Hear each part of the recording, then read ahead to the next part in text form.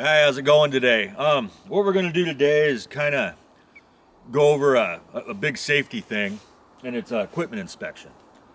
Most of the stuff that we use in tree work is used as life support, personal protective equipment, and also our rigging gear is used in critical applications, so we need it to function correctly and be in good working condition. And what we're gonna go over first is a daily inspection of your climbing kit that you use all the time. That'd be, your helmet, your harness, your rope, your friction hitch systems, your hybrid devices if you use them, your connectors, and your gaffs and your spurs. And I choose to do my daily inspection at the end of climbing because, I'm bagging up my rope. It gives me a chance to look for nicks and abrasions, stiff spots, flat spots, make sure my connectors are working well, both on my harness and terminal hardware, before I bag everything up, and then it's ready to go for the next day. So, the first thing that I'll check is I pull my rope out of the tree because we're always climbing with the rope system, regardless of removal or pruning. And as I'm bagging the rope, I'm looking at it, looking for cut strands. I'm feeling for flat spots, any irregularities, because, if I see something like that, I'm going to really inspect that rope and to make the determination whether to retire it from service or, replace the defective area. And then, as you come up, you'll get, if you're climbing double rope, you'll have some type of friction hitch system. If you're running your hybrid devices, the mechanicals are very, easy to inspect. But anytime I'm using a friction hitch system, whether it's on double rope or, one of the two hybrid devices like the hitchhiker or the rope wrench, I will untie that hitch. And I've already checked that carabiner, it's functioning well. I don't see any wear through the anodizing. I'll get a quick look at the pulley. It was running good, it's still working. I'll untie the hitch and just making sure that it's still supple, okay? No big wear marks in it. A lot of us are using heat resistant friction hitches. And the one upside is, you're not burning through friction hitches real quick. But guys, are still, a lot of folks descend very quickly and move very dynamically in the canopy.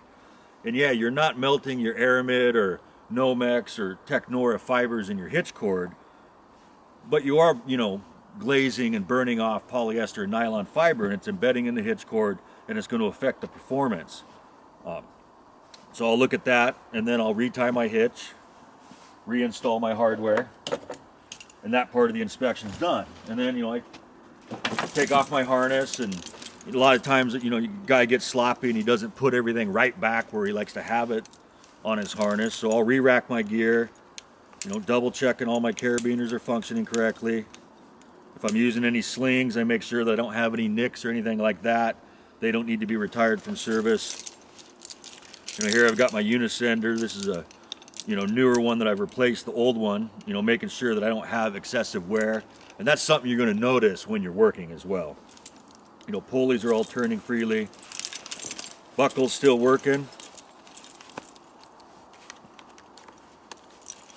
Checking that. Real quick inspection of the bridge.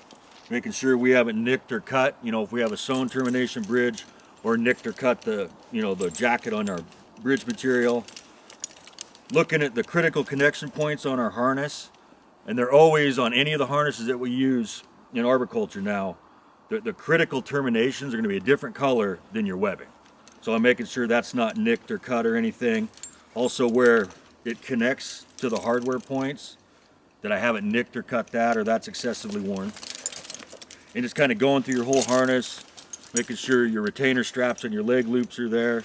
Everything looks good, and you can bag that back up. And when you go to check your spurs, the daily check, I just make sure that they're still sharp. They need to be sharpened, I'll touch them up. They're not loose. Everything seems to be intact, looking good to go. And that's kind of what I do when I go through the daily inspection. Friction saver came out of the tree. You're looking to make sure if you have one that runs a carabiner, it's still functioning correctly. You don't have excessive wear on your rings, on your ring and ring friction savers. And you just do that every day. I've looked at a lot of accident cases in the last year here in Washington State, and every one that I've seen, one of the common denominators was very worn gear that should have been replaced long before the incident happened. So this is really important. Okay, so what we're going to go through now is talking to you about how to inspect your rope and what you're looking for, and some of the criteria that I use and a lot of folks use when it comes to inspecting our rope and our other what I consider terminal textiles, like our webbing, our friction savers, our prusiks, stuff of that nature. So, you know, what we're looking for when we're scoping out our rope is if it's got a splice termination on it, we want to inspect that splice. And one of the things I'll do is I'll be pretty critical of our tight eye splices, because it's such a tight bend radius. We're compressing a large portion of the rope in that eye. So it is a bit weaker of a spot, and it's one that's prone to a lot of wear. So it may be difficult to see, but what I'm looking for is in there in that splice, is it excessively compressed? Is that really firm glazing? Does the splice, and a tight eye splice is going to be harder, but is it still fairly supple? Okay, that's what I'm looking for. When those get rock hard, that's really glazed in there, and we're talking for the 5-day-a-week climber, we start to see that in that 9 to 10 month range, which are getting real close to rope retirement for our purposes. You know, lock stitching, particularly on our double braids, it's still intact. So if the rope came with a lock stitch splice, that's something you want to maintain. When the lock stitching wears, it behooves you to replace it. And then going further down the line, I'm looking to see how dirty it is. You know, a lot of us that climb in conifers, we're going to get a lot of pitch on our line, and that might be something you might have to address more than monthly. It'll be when it occurs, or, you know, maybe you go to a weekly, you know, cleaning of that section, because I don't want that stiff spot created by the pitch to hide a more serious issue in the line. Something that works really well that I use for cleaning pitch off of our climbing lines and our friction hitches, lanyards, is Gojo without the pumice in it, or one of those fast orange type cleaners. You just slather it on there, let it soak a little bit, and then wash it off. But so when I'm going through my rope, I'm looking to make sure I don't have any cut strands, no flat spots, no bulges, right? You know, particularly on a double braid class 1, the load is shared between the cover and core. So if I got a flat spot, that clearly tells me that I've broken the core. That section of rope at the very least will be retired. Looking for really stiff spots that shouldn't be there. You know, keep in mind, if you have a very stiff-handed rope, it's going to be stiff. You're looking for the irregularity. And I just do that, going through the whole rope, really, you know, giving it a good look, because this is our last chance to be successful in the canopy. Everything looks good. You know, should be documented. If you're a small operator, you can keep track of your own gear. But that rope is, you know, considered still ready to stay in service. Going on to a different type of line that we commonly use in arboriculture is our 12-strand hollow braids, like 10X. And so what I'm looking for there, I know that it's a 2-strand carrier, 12-strand line. It's a hollow braid. It flattens out. That's what it's designed to do. So I'm looking for irregularities in that construction. It's again inspecting the eye. In this case, it's locking Brummel splice. The Brummels look good. Our lock stitching is intact. The tail is still buried. And I'm just looking to see that I have no consecutive cut strands, no glazing, no burning, you know, no excessive abrasion on it.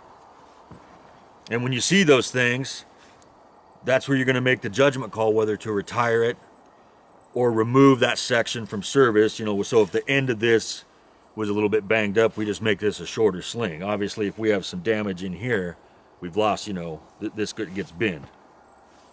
And that's what we're looking for. You know, there we've got a little bit of separation, you know, fibers in a strand. I'm fine with that. We just go through the whole line, make sure everything looks good. On the 12-strand hollow braids and 3 strands, I will look inside and see what the interior fibers and the strands look like. That's all okay. Do that like when you see a suspicious section in your line. And so that's, you know, that'd cover all your rigging slings, your whoopies and loopies. On those slings, where the plug bury is, make sure that's still intact. Throw a lock stitch in there to keep that from coming undone. Now I want to talk about our friction hitch cords. We're all using some type of hitch cord, whether it's, you know, the smaller I&I prussics, what we call quick hitches, or a loop, or a single leg prussic. One thing that I like to do, regardless of the type of cord, when I get a brand new cord, I'll kind of just squeeze it between my thumb and forefinger and get an idea what that cordage feels like, what it looks like when it's brand new. Because I'll use that when I decide to retire one, and it's the same thing as when we're inspecting our rope. And this is one that I've taken out of service, and I'll show you why. So if you look real close, you can see how it's really glazed and hardened inside that eye. And then we've got a lot of deformation in that eye, and it's really rigid and stiff. The shrink tubing is yellowed, so that's another sign of age. This has got a couple months on it, which is longer than it should have. You know, the shrink tubing's peeling up, really yellowed. I've got a lot of just abrasion on the fibers in the strands. They've, you know, this has been abraded. It's been run as a friction hitch. And you see all this glazing in here, right? That is from the polyester and nylon climbing lines this has been run on. So that stuff is melted off and now embedded in there. And it changes the characteristics of the hitch. It makes it greasier, less prone to, or less likely to function correctly, and it stiffens up the hitch cord and changes the characteristics. So that's why this is retired from service. It's made its money. You know, there are some rigid spots in it, so this is one that we pulled from service, and this is its replacement. You know, nice and supple. All the strands are intact. You look at your eye, there's no glazing in there. It's brand new, you know, nice, soft, supple eye versus this rigid, glazed up, hard to run. Stitching all looks good because I can see the stitching. Whereas when your older hitch cord, as that shrink tubing yellows, it's going to be harder to inspect that stitching. And you can, you know, guys will think, oh, well, I want to get my money's worth out of this. I'll take that shrink tubing off and look at the stitching and replace it. In my mind, that's not worth the time. When we're running production crews, 5-day-a-week climbers got a month on a friction hitch, and they were traded out.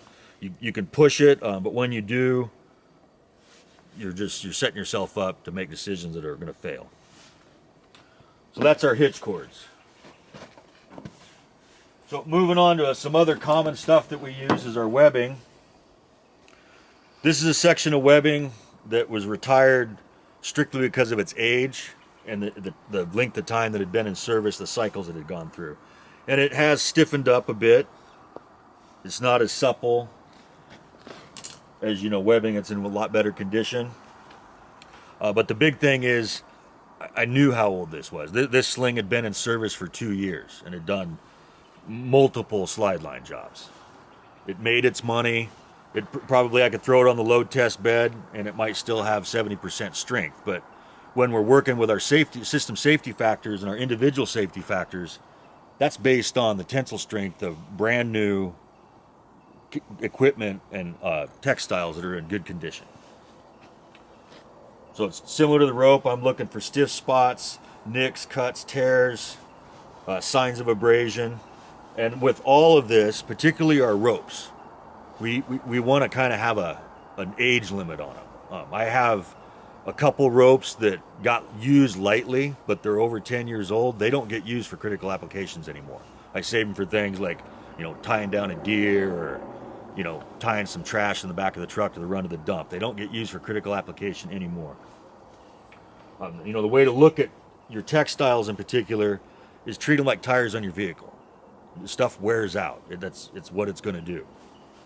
And keep in mind when we're using our ropes in particular, every time we use the rope at the molecular level, we're separating fiber. We're breaking that rope, and the more cycles that a rope goes through, the less tensile strength that it has. So that's why keeping in mind the history, how you've used it, and the age of that line is part of the criteria when you decide to retire a line.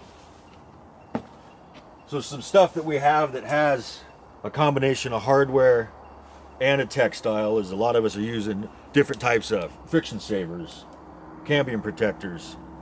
And here's a set of rings. So I've got 2 aluminum rings. I've got some wear on my anodizing. Part of that happens from where they're clicking together, and the other part is where the rope is running. The anodizing's not just on there for looks. It's a hard coating that protects the self-abrasive and softer aluminum. So when you start to wear your anodizing, that's where you're going to want to monitor. And when because you'll start to groove and cut into the aluminum. What I use as a guideline when I've hit 10% of the stock, so if I had, an inch, thick piece of bar stock, and I've grooved in 1/10 of an inch, that's out of service completely. And, in my mind, it should be done before that. Again, you've made your money with that piece of equipment. So we're looking at our splice, still supple. A little bit difficult to look in there with the rings, but you can see lock stitching still intact. Shrink tubing, I can still read my warning labels. So, that's one that's good to go. Here's one that I'm still going to keep this rope section in service, because as we look at the rope, I can still see the lock stitching, still read my warning labels. I don't have excessive wear and compressions in my eyes. They're still supple. This is just fading of the Samthang coating. There's no excessive abrasion. But the section that's getting replaced is this prusik. And that's because it's been used very well. And just that stiffness and that lack of suppleness, and that's, these have been cleaned, that's not dirt. I'm taking this out of service. This isn't a reliable and safe. So there I'm squeezing. You see how big that eye is? Grab a new link for the same cordage. It's much more supple than this. So that's something that I'm retiring from service. Ring's still good. I'll get a new splice put on there, and that's good to go. So we were talking about our friction savers and cambium protectors. Now I want to show you what we look for on our lanyards. We're all using work positioning lanyards of one type or another, either a wire core or a rope lanyard. So I just start at one end. Is my connector functioning correctly? Does it lock? Are the moving parts moving freely? I don't see any debris or anything in there. No excessive signs of wear. Doesn't look like anything's cracked. No rivets or pins are loose. I go down to my sewn termination here. We have a thimble in there, which gives a little bit better bend radius and a super tight eye, and protects our eye from getting compressed and glazed. I can still see my stitching, read the label on there, and just inspect your rope as you would inspect a rope, looking for irregularities. Friction hitch is functioning. It's grabbing. I'll untie these on the monthly inspection, retie them. These don't see anywhere near the same amount of wear that our work positioning friction hitches do. Pulley's looking good. There's no deformities in the becket and the eye. Carabiner's functioning as it should. And that's inspection of our rope lanyards. Now our wire cores, you can have a prusik with a slack tinning pulley on your wire cores, but a lot of folks are still using a mechanical rope grab. So just once again, we'll start at one end. This has the triple action ISC snaps, so there's a few more moving parts. One of the things you really want to keep an eye on is it's gonna happen inevitably. These are gonna get bent and not function. Well, when that happens, this snap needs to be retired from service. You go modifying it, you do that at your own peril. Just make sure everything's moving freely, it's locking, it's not opening inadvertently, we don't have any excessive wear. We come down, this is a true splice on the wire here. So we look at the wire, it's not rusted, we don't see any signs of corrosion. We don't see any corrosion there, no excessive kinking or twisting right there at the termination. We got the clamp on the jacket, which holds the jacket on there. I can feel the base of our wire splice, nothing poking through. So I'm looking at the jacket, making sure there's no big nick strands, no kinks or sharp bends in the wire. Then I come back. Everything looks good there, no corrosion. Now we come to the rope grab. It doesn't matter which brand you have, Petzl, Rock Exotica, Spider, what have you. They're all working on the same principle. It's a cam. They're either going to have an actual physical spring or a piece of tension, wire here that gives it that little bit of grab when it's not weighted. You want to make sure that it grabs, moves freely up the rope and adjusts. You have a bolt in it as you're supposed to. Make sure that that's snug. Nylock's fastened down correctly. Your carabiner's functioning correctly. And that's as easy as that for inspecting your lanyards. Alright, so what we're going to talk to you real quick about now is inspecting your helmet. And that's fairly easy. First thing is you're going to have a date on your helmet. And that's the date of manufacture. I go by what the manufacturer says for when these helmets should just be retired because of age. This is one that replaced this one, and the number one reason I retired it was the age class of it. I hit 5 years and I was done with it, but also because there was cracks and things in it that I'll show you in a minute. But so when we look at our helmet, we're making sure if it's a suspension helmet that all of the suspension points are in good shape and the liner is securely fastened to the shell of the helmet at those suspension points.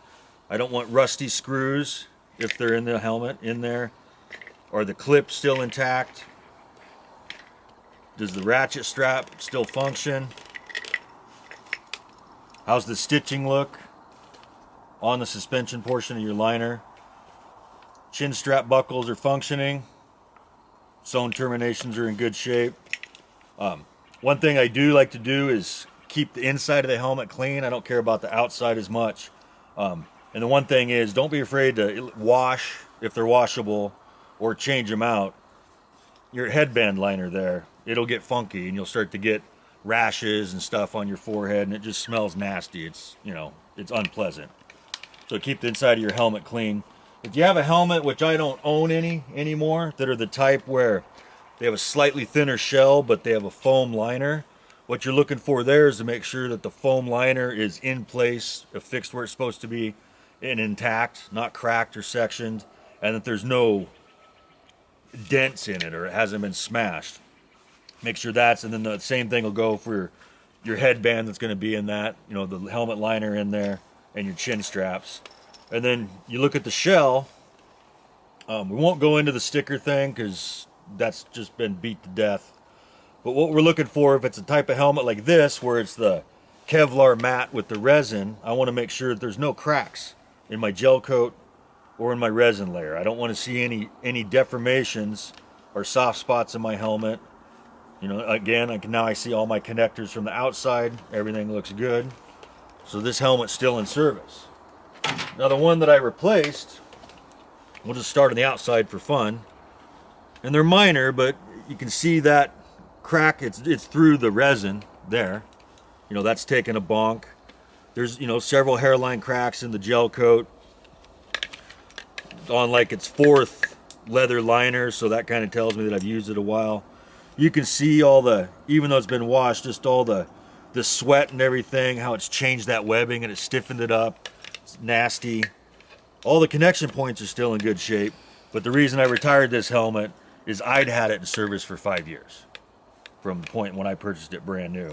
And it's just, this is one of the most critical pieces of PPE that we utilize, okay?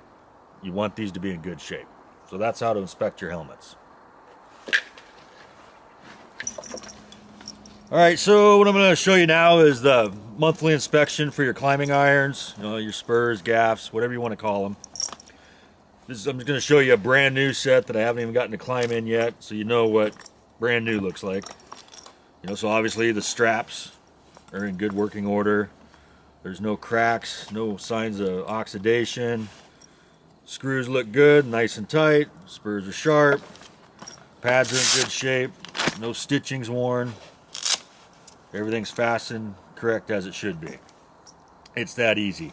The other thing that you'll do, and I'll show you when I move to this old pair that's actually temporarily out of service till some changes are made, is you're going to want to pull your spur out of the pad and make sure that the screws holding your insert are tight and everything's nice and ready to go. So here we got this pair is out of service temporarily. So I'll go ahead and remove the pad. This ought to be entertaining at 20 degrees. There we go. So what I'm going to want to do is check these screws. Make sure they're tight. Because it's a bummer if you don't do this when they come undone in the tree. So those are still snug down like I want. Climbing iron is still on there tight. You can clean that out, stick an Allen wrench in, and just check that for snug. Spurs still in good condition. Go ahead and touch them up when we change out what is the real issue here. We look at our eye on Buckingham's, it's going to be, tacked in there. Split ring looks okay. The buckle's still working. But we've reached a point now where we've worn through one of the layers on the strap here. So I'm going to replace the strap. I mean, these things last a long time, but that's, it was past due a while ago. So these are out of service until that strap gets replaced. And that's as simple as that for inspecting your irons. All right, so now what I want to do is show you, what I do for a monthly inspection on my harness. First thing, I got to get all the gear off.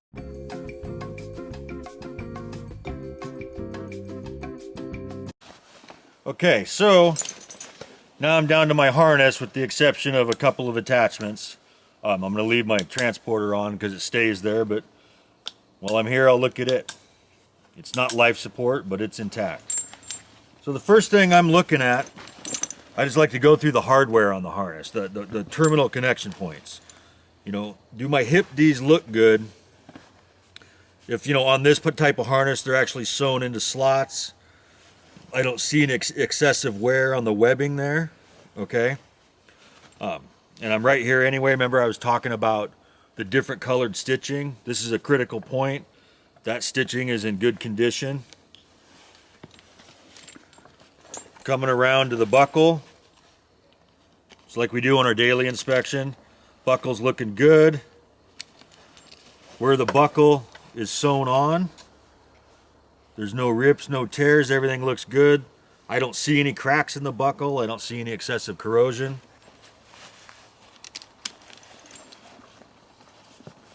Making sure that my retainers are in good shape.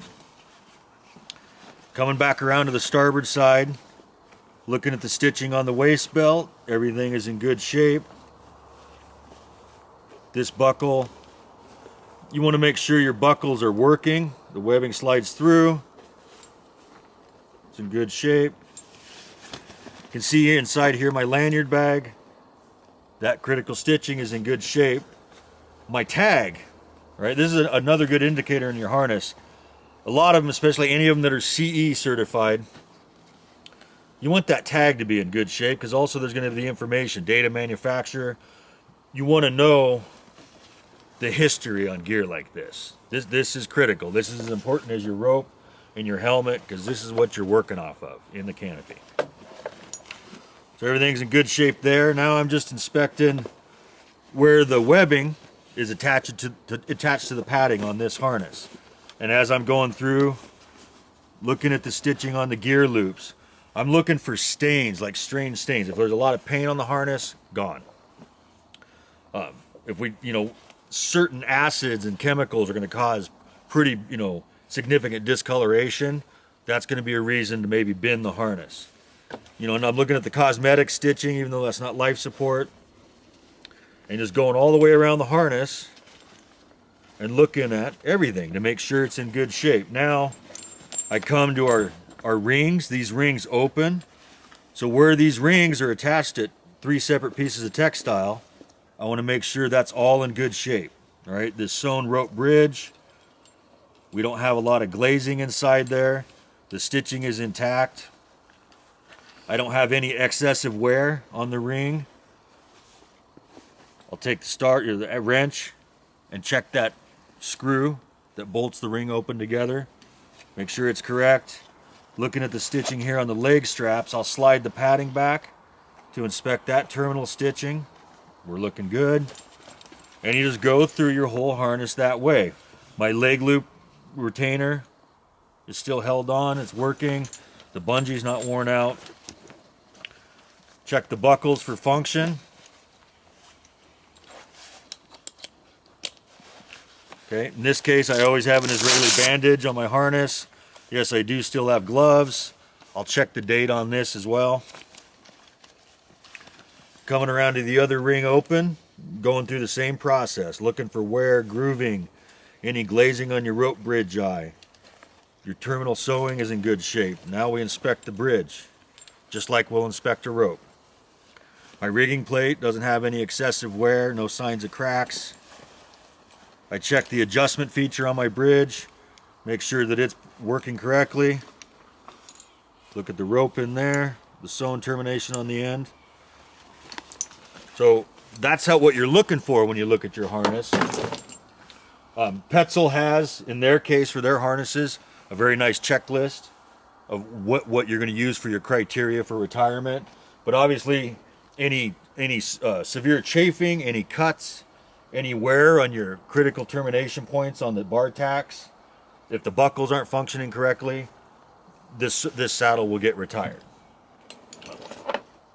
5 years on this harness. Most harnesses have a 5-year lifespan, and you know, guys will go longer. I don't recommend it. Our sweat is pretty corrosive to stitching, so just that alone and that amount of time for a production climber, you've made your money with the harness. So there you go. So finishing up the gear inspection stuff as far as what I look for on the monthly, talking about carabiners.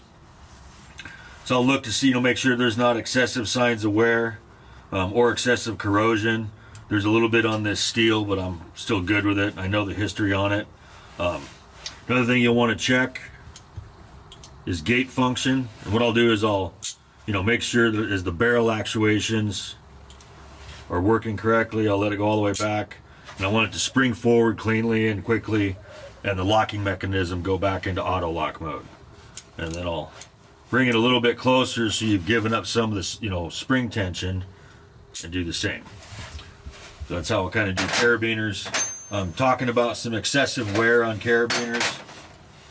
Remember earlier I mentioned, I don't, anything above 10% of the stock gone, I retire that carabiner. And here's one, you can see there, was used enough that it actually started to wear into the bar stock. And this has been retired from service. It's just using it as an example. But because it was taken care of, it still functions, well. It's a working carabiner, but it's out of service for life support. Talking about checking the function, make sure your gate's opening correctly. You don't have any burrs or anything on your nose. Looking for cracks. Wear on there, wear on the anodizing. Cleaning carabiners is done monthly in my case. Warm, soapy water, and when I say warm, not boiling at all. A lot of carabiners have plastic in the barrels. You'll warp that or melt that, but warm, soapy water, clean it up, flush it out, blow it dry, and then I like to use silicone-based lubricant like LPS1. Dries to a dry film, leaves no residue. Some folks like to use graphite, but that's your carabiners. Now kind of going on next in the hardware that we commonly use, and I'll go into non-locking descent devices like your figure of eights, and that includes our porter wraps, racks, everything that's in that non-locking configuration. So here again we're talking about wear, and earlier we were talking about the anodizing be a hard coating on the aluminum. Here we've got an old Lanyard 8 that's some wear on the anodizing, but this is still serviceable. I just don't use it anymore. It's kind of in my collection. And there's a little bit of wear going into the bar stock there. That's out of service. Here's one that somebody used a bit too long. Like if you look there, that's worn so much that there's actually sharp edges there in those grooves. This figure of 8 should have been retired a long time ago. I actually took this from a climber to stop him from continuing to use it. So obviously that's excessive wear on a figure 8. And again, use as you like, but anything over 10% that wears into the friction material of a descent device like this, it's out of service. Next up, we've got our auto-locking descenders and work positioning devices. These you want to keep clean, install them on the rope, make sure that they are working and braking, and the return to repel function and everything is working. So, and again, this is clean, warm soapy water, and I use silicone lubricant on stuff like this as well. Next up comes our pulleys, our blocks. We want to make sure that the sheave is rotating cleanly and freely.